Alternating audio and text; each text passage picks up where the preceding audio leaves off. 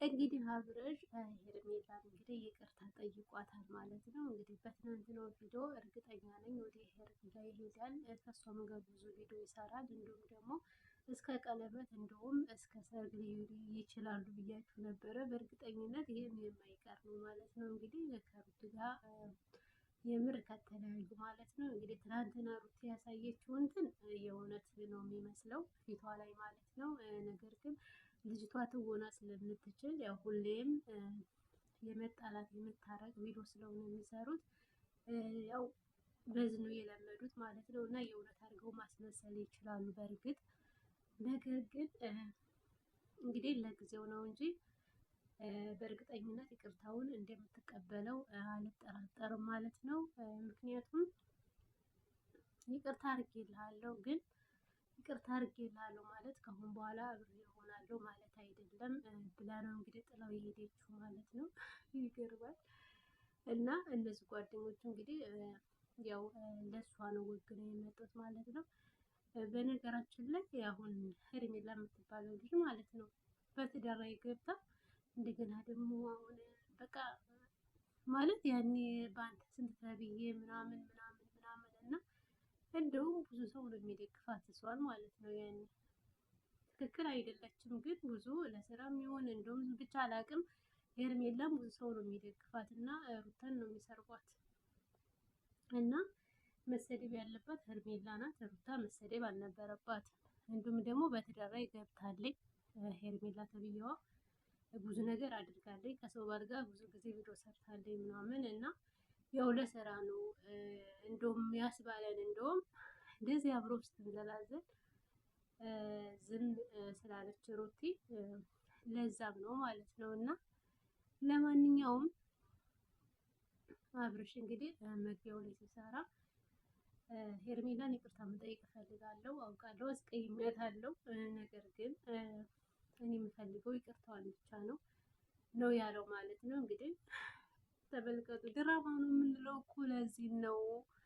ለምሳሌ እሱ ሌላ ምንም አልፈልግም ይቅርታዋን ነው ሲል ነበረ። እሷም በተመሳሳይ ይቅርታ አድርጌልሃለሁ ሌላ ግን አብረን አንሆንም አለችው።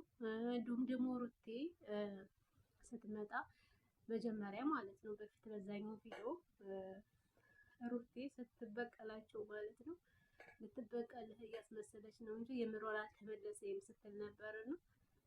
እና የኛ በቃ እየተወኑ ነው ለስራ ነው የምንለው በራሳቸው እንትን ነው በራሳቸው ስራ ነው ማለት ነው። እንግዲህ ይቅርታው እንግዲህ እየተለቀቀው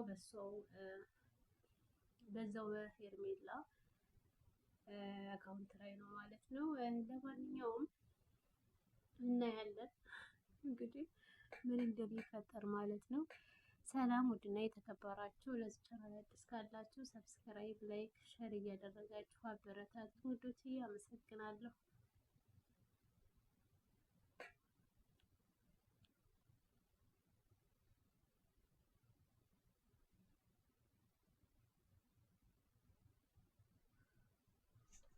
አብርሽ እንግዲህ ለሩቲ መልዕክት ሲያስተላልፍ ነበረ ማለት ነው። እንዲሁም እንኳን ደስ አለሽ ያልሽው ፎክረሽ አልቀርሽም ሆኗል ብቻዬን አስቀርተሽኛል እያለ ነበር። እንግዲህ ሁሉ ነገር ሊሆን የቻለው በገዛ ጥፋቱ ነው ማለት ነው። ምክንያቱም ሰው ሁሉ እንግዲህ እጁ ላይ ያለው ሰዓት ነው እንደዚህ ያፈዘዘው እያለ እንዲሁም ደግሞ አባትየውም ልጅ ምን እንደሆነ አላውቅም እያለ ነበረ።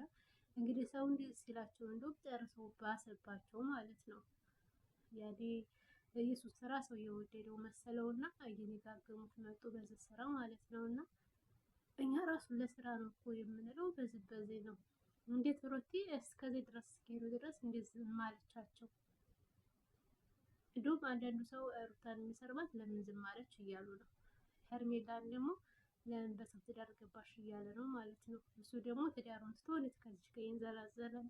ሶስታቸውም ይሰደባሉ ማለት ነው። እና እንግዲህ በስተመጨረሻ ሩቲ ወጥታለች ማለት ነው። ተጫውተው ውጭ እንግዲህ ካልተመለሰች የምር ሩቲ ጀግና ናት ማለት ነው። ተመልሳ ግን ተመጣች ማንም ነው ማንም በማንም ተመጣይ ተመልሳ ልመጣ ትችላለች። ሊታረቁ ይችላሉ። ድራማ ከሆነ በሆነ ሰው ይይዛቸውና ታርቀው ይመጣሉ እያሉ ነው።